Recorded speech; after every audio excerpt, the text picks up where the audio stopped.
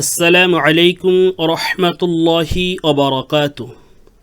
সম্মানিত দিনী ভাই ও বোনেরা, আপনাদেরকে কোরআন শিক্ষার এই অনন্য আয়োজনে স্বাগতম। আপনারা অবগত আছেন, আপনাদের জন্য ধারাবাহিকভাবে যে আরবি ক্লাসগুলো আপনাদেরকে দিয়ে এসেছি, সেই ধারাবাহিকতার সাথে আজকে কোরআন শিক্ষার যে ক্লাস ভিডিওটা নিয়ে এসেছি, এটি অত্যন্ত গুরুত্বপূর্ণ একটি ক্লাস ভিডিও। অতএব ভিডিওটি শুরু থেকে শেষ পর্যন্ত দেখতে পারলে আপনার কোরআন শিক্ষার ক্ষেত্রে যেই সকল হরফ সম্পর্কে আপনাকে জানতে হবে, তার মধ্যে একটি হলো কোন হরফটা বাক্যর শুরুতে আসে, কোন হরফটা বাক্যর মাঝে আসে, কোন হরফটা বাক্যর শেষে আসে। অর্থাৎ প্রতিটি অক্ষরের, প্রতিটি হরফের 3টি করে রূপরেখা রয়েছে। এই 3টি করে রূপরেখা, কোন হরফের কোন রূপরেখাটা বাক্যর কোথায় ব্যবহৃত হবে, এই বিষয় নিয়ে আজকের এই ক্লাস ভিডিওটা। তো চলুন কথা না বাড়িয়ে আজকের এই ক্লাসটা শুরু করা যাক। আউযু বিল্লাহি মিনাশ শাইতানির রাজীম। বিসমিল্লাহির রহমানির রহিম। সম্মানিত দিনী ভাই ও বোনেরা, সর্বপ্রথম আমরা শুরু থেকে শেষ পর্যন্ত ধারাবাহিকভাবে পড়ে যাব। এরপরে আমরা জেনে নিব কোন হরফটা বাক্যর কোথায় ব্যবহৃত হয়। তো চলুন শুরু করা যাক। ক্লাসটি শুরু করার আগে আরেকটি কথা, সেটি হলো আমরা পূর্বে পড়ে এসেছি এই হরফটাকে আমরা বলে থাকি পূর্ণ বা, এই হরফটাকে আমরা বলে থাকি অপূর্ণ বা, এই হরফটাকে আমরা বলে থাকি টুকরো বা। আমরা এভাবেই ছোটবেলা থেকে পড়ে আসছি। তো এখন যে কথাটা, সেটা হলো আরবি হরফের মধ্যে কোনো হরফ অপূর্ণ, কোনো হরফ টুকরো, এমন কোনো হরফ নেই। কিন্তু এই যে আমরা যেভাবে পড়ে আসছি, এটা জাস্ট আপনাদের বোঝানোর জন্য। কিন্তু এই কথাটা অনেকেই বলে না যে কোন হরফটা কোথায় ব্যবহৃত হয়। তো এটা আমরা শুরু থেকে শেষ পর্যন্ত ধারাবাহিকভাবে পড়ব, তারপরে আমরা জেনে নিব কোন হরফটা কোথায় ব্যবহৃত হয়। শুরু থেকে শেষ পর্যন্ত এই হরফগুলো আগে চিনে নিব। বা, বা, বা, তা, তা, তা, সা, সা, সা, নুন, নুন, নুন, ইয়া, ইয়া, ইয়া, জিম, জিম, জিম, হা, হা, হা, খ, খ, খ, সিন, সিন, সিন, শিন, শিন, শিন, সদ, সদ, সদ, দদ, দদ, দদ, আইন, আইন, আইন, গইন, গইন, গইন, ফা, ফা, ফা, কফ, কফ, কফ, কাফ, কাফ, কাফ, লাম, লাম, লাম, মিম, মিম, মিম, হা, হা, হা, হা। তো সম্মানিত দিনী ভাই ও বোনেরা, আমরা ধারাবাহিকভাবে বা থেকে হা পর্যন্ত পড়েছি। অর্থাৎ আরবি 29টি হরফের মধ্যে আমরা এখানে 20টা অক্ষর পড়েছি, 20টা হরফ পড়েছি। বাকি 9টা হরফ আমাদের এখানে পড়া হয়নি। আর কারণ এখানে আসে নেই, কারণ হলো এই যে 20টি অক্ষর এখানে আনা হয়েছে, এই 20টি অক্ষরের পরিবর্তন হবে এবং বাকি যে 9টি হরফ এখানে আনা হয়নি, এই 9টি হরফের কোনো পরিবর্তন হবে না। অর্থাৎ এই 20টি অক্ষরের আকৃতি পরিবর্তন হবে, বাকি 9টি হরফের আকৃতি কখনো পরিবর্তন হবে না। ওই 9টি হরফ যেভাবেই আছে ঠিক ওভাবেই থাকবে। তো সম্মানিত দিনী ভাই ও বোনেরা, আমি পূর্বেই বলেছিলাম যে এখানে প্রতিটি হরফের 3টি করে রূপরেখা আনা হয়েছে।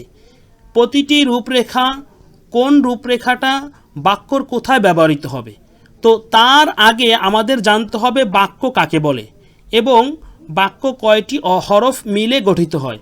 তো চলুন আমরা আগে বাক্যর সাথে পরিচয় হয়ে নিই। সম্মানিত দিনী ভাই ও বোনেরা, দেখেন এখানে 3টি অক্ষর রয়েছে। এই 3টি অক্ষর মিলে একটা বাক্য গঠন হয়েছে, অর্থাৎ বাক্য গঠন হয় 2 বা 2-এর অধিক হরফ মিলে একটা বাক্য গঠন হয়। তো আমরা এখানে 3টি অক্ষর দেখিয়েছি, কারণ 3টি অক্ষর দেখালে আমাদের আজকে যে চলমান ক্লাসটি রয়েছে এই ক্লাসটি বুঝতে অনেকটা সহজ হয়ে যাবে। তো এই ক্লাসটা বোঝার জন্য, সহজে বোঝার জন্য আমরা প্রথমত বেছে নিব বা হরফটি। দেখেন আমরা ওখানেই পড়েছি বা বা বা। তো এই জন্য আমি এই বা হরফটা দিয়ে আপনাদের আজকে বোঝানোর চেষ্টা করব ইনশাআল্লাহ।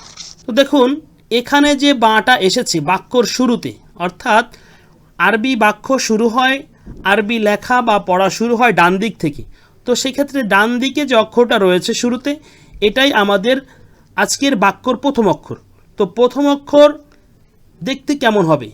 প্রথম অক্ষর কি পূর্ণ আকৃতির হবে নাকি পূর্ণ আকৃতির হবে না? অর্থাৎ ওখানে যে আমরা বা বা বা পড়েছি, 3টা বা পড়েছি, এই 3টা বার মধ্যে কোন বাটা হবে? দেখেন এখানে যে বাটা রয়েছে, আমরা ওখানে যে বা পড়েছি, অর্থাৎ আমরা এখানে যে বাটা পড়েছি বা বা বা, অর্থাৎ এই সিরিয়ালে যে মাঝখানে যে বাটা রয়েছে এই বাটা ওইখানে বাক্যর শুরুতে এসেছে। অর্থাৎ কারণ হলো এখানে যে বাটা মাঝে রয়েছে এই বাটা সবসময়ের জন্য বাক্যর শুরুতে আসবে। এখানে এই বা হরফটি নেওয়ার উদ্দেশ্য এটা হলো যে এই বায়ের আকৃতিতে 5টা হরফ লেখা হবে, অর্থাৎ বা, তা, সা, নুন, ইয়া। এই 5টা হরফ শুধু একই আকৃতিতে হবে, শুধু পরিবর্তন হবে নক্তায়। নক্তা যখন পরিবর্তন হয়ে যাবে অক্ষরও পরিবর্তন হয়ে যাবে, শুধু আকৃতিটা এক থাকবে, পরিবর্তন হবে শুধু নক্তায়। এখানে আরও একটা কথা চলে আসে, সেটা হলো যখন কোনো হরফের আকৃতির সাথে আকৃতি মিলে যাবে তখন ওই হরফটাকে পার্থক্য করতে হবে নক্তা দ্বারা, আর যখন নক্তার সাথে নক্তা মিলে যাবে তখন ওই হরফটাকে পার্থক্য করতে হবে আকৃতি দ্বারা। যেমন এখানে বায়ের নিচে 1 নোক্তা, আকৃতি এটা ঠিক আছে, এই যে আকৃতিটা এখানেও এই আকৃতিটা একই, কিন্তু যখন আকৃতির সাথে আকৃতি মিলে গিয়েছে তখন আমাদের এখানে উচিত হবে এই অক্ষরটাকে পরিবর্তন, অর্থাৎ এই অক্ষরটাকে পার্থক্য করার জন্য আমাদের নক্তাকে বেছে নিতে হবে। অর্থাৎ বায়ের নিচে 1 নোক্তা, তায়ের উপরে 2 নোক্তা, যখন উপরে 2 নোক্তা থাকবে তখন সেই হরফটা হবে তা, আর যখন নিচে 1 নোক্তা হবে তখন সেই হরফটা হবে বা। হ্যাঁ, যখন আমার নক্তার সাথে নক্তা মিলে যাবে তখন আবার আকৃতি দ্বারা পরিবর্তন করতে হবে। যেমন এখানে দেখেন বায়ের নিচে 1 নোক্তা, ঠিক আমাদের দেখা দৃষ্টিতে দেখা যাচ্ছে এখানে জিমের নিচেও 1 নোক্তা রয়েছে। যখন আমাদের নক্তার সাথে নক্তা মিলে যাবে তখন আমাদের পরিবর্তন করতে হবে হরফের আকৃতি দ্বারা। দেখেন জিমের যে আকৃতিটা আর এই যে আকৃতিটা, অর্থাৎ এই একই তো আকৃতিতে 5টা হবে, এই জন্য এই আকৃতিটা দেখানো হয়েছে। এই আকৃতিটা আর এই আকৃতিটা কখনোই এক হবে না। হ্যাঁ, যদিও আমাদের এখানে নক্তা 1, যে জিমের নিচেও 1 নোক্তা, বায়ের নিচেও 1 নোক্তা, সেক্ষেত্রে আমাদের দেখতে হবে আকৃতি। দেখেন এখানে আকৃতি এবং জিমের আকৃতি আর এখানে হচ্ছে বায়ের আকৃতি, দুইটাই সম্পূর্ণ আলাদা রয়েছে। যাই হোক, এখানে যে মাঝখানে যে এই সিরিয়ালের মাঝে যে বাটা রয়েছে, অক্ষরটা রয়েছে যে আকৃতির, এই আকৃতির অক্ষর ব্যবহৃত হবে বাক্যর শুরুতে। আচ্ছা দেখেন এবার বাক্যর মাঝে কোন অক্ষরটা ব্যবহৃত হবে, আমরা বাক্য থেকে আমরা চিনে আসি বাক্যর মাঝে কোন অক্ষরটা, এর মধ্যে থেকে কোন অক্ষরটা বাক্যর মাঝে ব্যবহৃত হবে। তো চলুন সম্মানিত দিনী ভাই ও বোনেরা, দেখেন এখানে 3টি অক্ষর রয়েছে, 3টি অক্ষরের মধ্যে একটি অক্ষর কিন্তু বা, নিচে 1 নোক্তা রয়েছে, অর্থাৎ এখানে এইটা হবে হা, এটা হবে বা, এটা হবে ত। দেখেন আমি আপনাদেরকে আরেকটু জুম করে দেখাই, এই যে বাটা রয়েছে এইখানে ওইখানের এই বাটার এই পাশের বর্ডারটা আর এই পাশের বর্ডারটা কিন্তু খোলা ছিল, যার কারণে এই ডান পাশ থেকেও একটা হরফ এই বায়ের সাথে মিলিত হয়েছে, বাম পাশ থেকেও একটা হরফ মিলিত হয়েছে, অর্থাৎ এখন এই বাটা মাঝে রয়ে গেছে। আমরা ওখানে চলে যাই আবার, দেখেন এখানে যে বাটা রয়েছে এই বায়ের এই ডান দিকের বর্ডারটা খোলা, বাম দিকের বর্ডারটাও খোলা, অর্থাৎ এই ডান দিক থেকেও হরফ মিলিত হবে, বাম দিক থেকেও হরফ মিলিত হবে। অর্থাৎ এই বাটা তাহলে কোথায় ব্যবহৃত হচ্ছে? এই বাটা আমাদের বাক্যের মাঝে ব্যবহৃত হচ্ছে।